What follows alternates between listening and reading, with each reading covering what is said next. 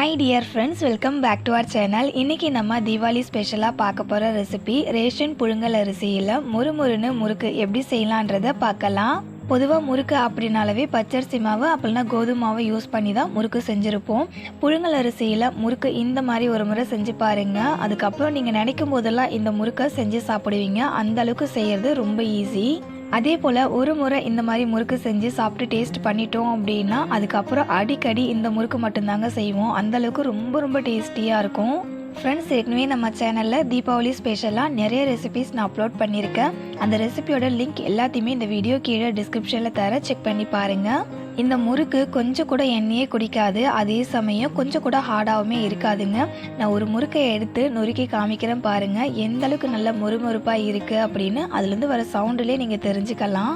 Friends, இந்த ration புழுங்கல் அரிசி முறுக்கு ரெசிபியை பார்க்கறதுக்கு முன்னாடி நீங்கள் இன்னும் நம்ம சேனல் மை ஸ்டைல் குக்கிங்கை சப்ஸ்கிரைப் பண்ணலை அப்படின்னா சப்ஸ்கிரைப் பண்ணிக்கோங்க. இந்த ரெசிபியையும் லாஸ்ட் வரைக்கும் ஸ்கிப் பண்ணாமல் பாருங்கள். இப்போ வாங்க ரெசிபிக்குள்ளே போகலாம்.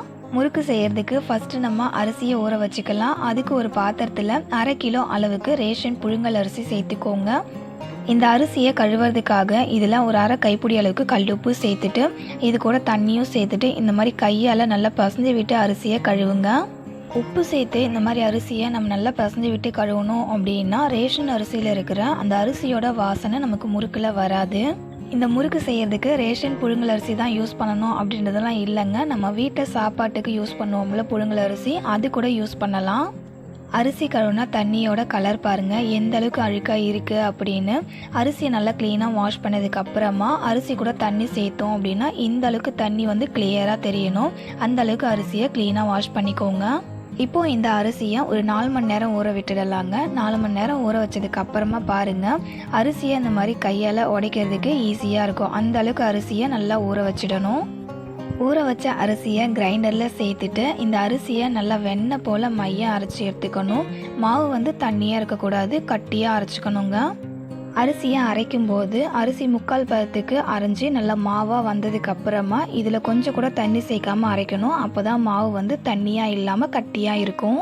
அதாவது அரிசி மாவை கையில் எடுத்து விரலால் அந்த மாதிரி அழுத்தி பார்த்தீங்க அப்படின்னா ஒரு சின்ன ரவை பதத்துக்கு அரிசி அரைப்படாமல் இருக்குங்க. இந்த ஸ்டேஜ் வந்ததுக்கு அப்புறமா மாவு கூட தண்ணி சேர்த்துக்கவே கூடாது.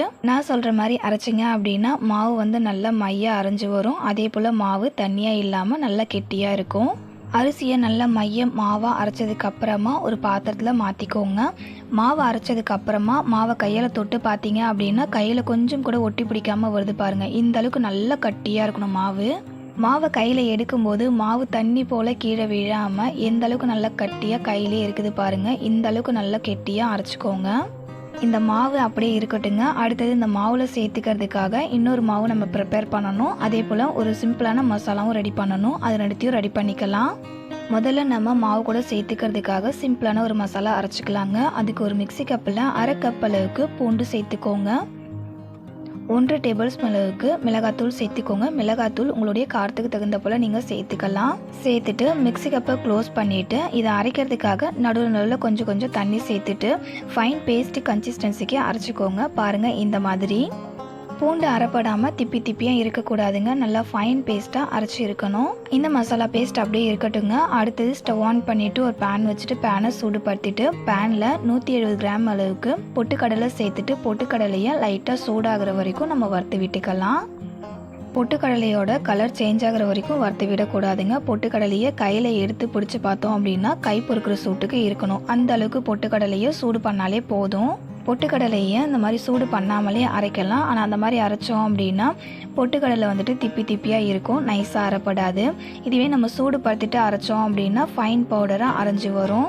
பொட்டுக்கடலையை கையில் எடுத்து இந்த மாதிரி பிடிச்சி பார்த்தீங்க அப்படின்னா கை பொறுக்கிற சூட்டுக்கு வரணும். அந்த அளவுக்கு சூடானதுக்கு அப்புறமா இப்போ ஸ்டவ் ஆஃப் பண்ணிவிட்டு இந்த பொட்டுக்கடலையோட சூடு ஆற விட்டுட்டு பொட்டுக்கடலையை மிக்சி கப்பில் மாற்றிட்டு நல்லா ஃபைன் பவுடராக அரைச்சிக்கோங்க. அரைச்ச பொட்டுக்கடலை மாவை ஒரு ஜல்லடையில் சேர்த்துட்டு சலிச்சிக்கலாங்க. நம்ம என்னதான் நைஸாக அரைச்சாலுமே பொட்டுக்கடலை வந்துட்டு அரைப்படாமல் கொஞ்சம் ரவை பதத்துக்கு இருக்கும். நம்ம அப்படியே வந்து சலிக்காமல் அரிசி மாவு கூட சேர்த்து முறுக்கு செஞ்சோம் அப்படின்னா முறுக்கு வந்து புழியும் போது முறுக்கு புழிய வராதுங்க. அங்கங்கே வந்து கட்டாகி நின்றுடும். பொட்டுக்கடலை மாவை சலிச்சதுக்கப்புறம் பாருங்கள் எந்த அளவுக்கு அதில் ரவை பதத்துக்கு அரைப்படாமல் இருக்குது அப்படின்னு. இது நமக்கு தேவையில்லை, இது அப்படியே எடுத்து வச்சுடுங்க. பொட்டுக்கடலை மாவை கையில் எடுத்து பார்த்தீங்க அப்படின்னா நல்லா நைஸாக பவுடராக இருக்கும்.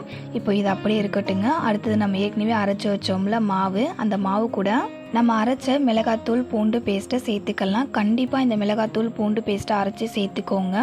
இதை சேர்த்து நம்ம முறுக்கு செய்யும்போது அதோடைய வாசனையும் சரி, சாப்பிடும்போது முறுக்கோடைய டேஸ்ட்டுமே அவ்வளோ சூப்பராக இருக்கும். நெக்ஸ்ட்டு இந்த மாவு கூட 1 டேபிள் ஸ்பூன் அளவுக்கு ஓமம் சேர்த்துக்கலாம். 1 டேபிள் ஸ்பூன் அளவுக்கு எள்ளு சேர்த்துக்கலாங்க. கருப்பு எள்ளு, வெள்ளை எள்ளு எதுவாக இருந்தாலும் சேர்த்துக்கலாம். மாவுக்கு தேவையான அளவுக்கு உப்பு சேர்த்துக்கலாம். நான் 1 டேபிள் ஸ்பூன் அளவுக்கு உப்பு சேர்த்துருக்கேன். உப்பு உங்களுடைய டேஸ்ட்டுக்கு தகுந்த போல் சேர்த்துக்கலாங்க. லாஸ்ட்டாக இதில் நம்ம அரைச்சி வச்சுருக்கோம்ல பொட்டுக்கடலை மாவு, அதை சேர்த்துக்கலாம். எல்லா மாவுமே சேர்த்துக்கோங்க. 1/2 கிலோ அரிசிக்கு 170 கிராம் அளவுக்கு பொட்டுக்கடலையை வறுத்துட்டு பொடி பண்ணி சேர்த்துக்கிட்டிங்க அப்படின்னா அளவு கரெக்டாக இருக்கும். அரிசி மாவு கூட பொட்டுக்கடலை மாவை சேர்த்ததுக்கு அப்புறமா அரிசி மாவு கூட சேர்த்துக்கிறேன். எல்லாமே நல்லா ஒன்றா மிக்ஸ் ஆகிற அளவுக்கு கையால் பசைஞ்சு விட்டுக்கலாம். அரிசி மாவு கூட பொட்டுக்கடலை மாவு எந்த அளவுக்கு சேர்க்குறோமோ அந்த அளவுக்கு முறுக்கு நல்ல முறுமுறுப்பாக இருக்கும், ஹார்டாக இருக்காது. வீடியோவில் சொல்லியிருக்கேன், இதே மெஷர்மெண்ட்டை யூஸ் பண்ணி நீங்கள் செஞ்சு பாருங்கள். முறுக்கு கொஞ்சம் கூட ஹார்டாக இல்லாமல் எண்ணெயும் குடிக்காமல் நல்ல முறுமுறுப்பாக இருக்கும். முறுக்கு மாவை நல்லா பசைஞ்சு விட்டதுக்கு அப்புறமா நான் மாவை தொட்டு காமிக்கிறேன் பாருங்கள். என் கையில் கொஞ்சம் கூட மாவு ஒட்டாமல் இருக்கும். இந்த மாதிரி மாவுடைய கன்சிஸ்டன்சி இருக்கணும். நம்ம மாவை தொடும்போதே பிசு பிசுன்னு கையில் ஒட்டுற போலலாம் இருக்கக்கூடாது. முறுக்கு மாவை கையால் தொட்டு பார்க்கும்போது மாவு கையில் பீசு பீசுப்பாக ஒட்டுற போல் இருந்துச்சு அப்படின்னா முறுக்கு மாவை எண்ணெயில் சேர்க்கும்போது முறுக்கு அதிகமாக எண்ணெய் குடிக்கும். முறுக்கு மாவை நல்லா டைட்டாக இருக்கிற மாதிரி பிசைஞ்சிடக்கூடாது. நம்ம முறுக்கு மாவை கையால் தொட்டு பார்க்கும்போதே நல்லா சாஃப்டாக இருக்கணும். அந்த அளவுக்கு பிசைஞ்சிங்க அப்படின்னா தான் முறுக்கு புழியும் போது நமக்கு ஈஸியாக இருக்கும். அவ்வளோதாங்க, முறுக்கு செய்யறதுக்கு சூப்பராக முறுக்கு மாவு ரெடி பண்ணியாச்சு. இப்போ இந்த மாவில் நம்ம முறுக்கு புழிஞ்சு எடுத்துக்கலாம். இன்றைக்கி முறுக்கு செய்கிறதுக்காக நான் ஸ்டார் அச்சு தாங்க எடுத்திருக்கேன். நீங்கள் உங்ககிட்ட இருக்கிற எந்த அச்சு வேணாலும் யூஸ் பண்ணி முறுக்கு புழிஞ்சிக்கலாம். நம்ம பிசைஞ்சு வச்சுருக்க மாவுலேருந்து கொஞ்சமாக மாவு எடுத்து சிலிண்ட்ரிக்கல் ஷேப்பில் ஒட்டிக்கலாங்க. சிலிண்ட்ரிக்கல் ஷேப்பில் ஒட்டினதுக்கு அப்புறமா இப்போது இந்த முறுக்கு மாவு நம்ம முறுக்கு அச்சுக்குள்ளே வச்சிடலாம். அடுத்து முறுக்கு புழியறதுக்காக இந்த மாதிரி உங்கள் வீட்டில் பெரிய ஜல்லி கரண்டி இருந்துச்சுன்னா அதை எடுத்துக்கோங்க. அப்படி இல்லைன்னா சின்ன சின்ன தட்டு இருக்கும்ல, அந்த தட்டு எடுத்துட்டு இப்போ நான் வீடியோவில் காமிக்கிறேன் பாருங்கள். இதே மாதிரி நீங்கள் எந்த தட்டில் முறுக்கு புழிய போகிறீங்களோ அந்த தட்டை இன்னொரு பிளேட் மேலே வச்சுடுங்க. வச்சுட்டு அதுக்கப்புறமா அந்த பிளேட்டில் முறுக்கு புழிங்க. இந்த மாதிரி எதுக்காக தட்டை வைக்க சொல்கிறேன் அப்படின்னா, நம்ம அந்த தட்டில் இருக்க முறுக்கு மாவை எண்ணெயில் போடும்போது தட்டில் எண்ணெய் படுறதுக்கு சான்ஸ் இருக்குது. அந்த மாதிரி எண்ணெய் பட்டுது அப்படின்னா அந்த தட்டை திரும்ப கீழே வச்சு நம்ம அதிலே முறுக்கு புழிவோம். இந்த மாதிரி பண்ணும்போது அந்த தட்டில் இருக்கிற எண்ணெய் வேஸ்ட்டாக கீழே போகும். அந்த மாதிரி எண்ணெய் வேஸ்ட் ஆகாமல் இருக்கிறதுக்கு தான் முறுக்கு புழியிற தட்டுக்கு கீழே இன்னொரு தட்டு வைக்க சொன்னேன். நான் முறுக்கு புழியறதுக்காக பெரிய ஜல்லிக்கரண்டி எடுத்திருக்கேன். அதை ஒரு சின்ன தட்டு மேலே வச்சுட்டு அதுக்கப்புறமா நான் அது மேலே முறுக்கு புழிஞ்சிக்கிறேங்க. நான் முறுக்கு புழியும் போதே உங்களுக்கு தெரிஞ்சிருக்கும் எந்த அளவுக்கு நல்லா ஈஸியாக முறுக்கு மாவு புழிய வருது அப்படின்னு. அடுத்து ஒரு கண் அச்சு இருக்கும்ல, அதை யூஸ் பண்ணி முறுக்கு புழிஞ்சு காமிக்கிறேன் பாருங்கள். நம்ம எந்த அச்சு வேணாலும் யூஸ் பண்ணி இந்த முறுக்கு மாவை புழிஞ்சு நம்ம சுட்டி எடுத்துக்கலாம். அது நம்மளுடைய விருப்பம்தான். அவ்வளோதாங்க. இதே போல் முறுக்கு மாவு எல்லாத்தையும் முறுக்கு ஷேப்புக்கு புழிஞ்சிட்டு எண்ணெயில் போட்டு சுட்டி எடுத்துக்கலாம். முறுக்கு சுடுறதுக்கு ஃபஸ்ட்டு ஸ்டவ் ஆன் பண்ணிவிட்டு ஒரு வானல் வச்சுட்டு வானலில் முறுக்கு சுடுறதுக்கு தேவையான அளவுக்கு எண்ணெய் சேர்த்துக்கலாம். எண்ணெய் சேர்த்துட்டு எண்ணெயை சூடு பண்ணிக்கோங்க. எண்ணெய் சூடாயிடுச்சான்னு பார்க்குறதுக்காக நம்ம ரெடி பண்ணி வச்சுக்க முறுக்கு மாவுலேருந்து கொஞ்சமாக மாவு எடுத்து எண்ணெயில் போட்டு பாருங்கள். எண்ணெயில் போட்டதுமே பபுள்ஸ் டக்குன்னு மேலே எழும்பி வருது பாருங்கள். இந்த அளவுக்கு எண்ணெய் சூடாகி இருக்கணும். இந்த அளவுக்கு எண்ணெயை சூடு பண்ணிவிட்டு ஸ்டவ்வை மீடியம் ஃப்ளேமில் வச்சுடுங்க. வச்சுட்டு நம்ம புழிஞ்சு வச்சுருக்க முறுக்கு மாவை ஒன்று ஒன்றா எண்ணெயில் சேர்த்துக்கலாம். முறுக்கு மாவை எண்ணெயில் சேர்க்கும்போது முறுக்கு மாவு மேலே எந்த அளவுக்கு பபுள்ஸ் வருதுன்னு பாருங்கள். இந்த பபுள்ஸ் எல்லாமே பாதி அளவுக்கு குறைஞ்சி வரட்டும். ஃப்ரெண்ட்ஸ், முறுக்கு மாவை எண்ணெயில் சேர்க்கறதுக்கு முன்னாடி எண்ணெயை நல்லா சூடு பண்ணிவிட்டு ஸ்டவ்வை மீடியம் ஃப்ளேமில் மாற்றிட்டு அதுக்கப்புறமா முறுக்கு மாவை எண்ணெயில் சேர்த்து முறுக்கு மாவை மீடியம் ஃப்ளேம்லேயே வச்சு வேக வைங்க. மீடியம் ஃப்ளேம்லேயே வச்சு முறுக்கை சுட்டோம் அப்படின்னா தான் முறுக்கு நல்லா முறுமுறுப்பாக இருக்கும், நல்லா வெந்தும் வரும். சப்போஸ் நீங்கள் ஹை ஃப்ளேமில் வச்சு முறுக்கை வேக வச்சிங்க அப்படின்னா முறுக்கோடைய கலர் மட்டும் சேஞ்ச் ஆகிடும், முறுக்கு மாவு வேகாது. அதுக்கப்புறம் முறுக்கு சாப்பிடும்போது முறுக்கு வதன்னு இருக்கும், கிறிஸ்பியாக இருக்காது. ஃப்ரெண்ட்ஸ், இப்போ பாருங்கள், முறுக்கு மேலே இருக்கிற பபிள்ஸ் பாதி அளவுக்கு கம்மியாக இருக்குது. இப்போ இந்த முறுக்கை திருப்பி போட்டு வேக வச்சுக்கலாம். முறுக்கு மேலே இருக்கிற இந்த பபிள்ஸ் கம்ப்ளீட்டாக குறைஞ்சி வந்ததுக்கு அப்புறமா இந்த முறுக்கை நம்ம வெளியே எடுத்துடலாங்க.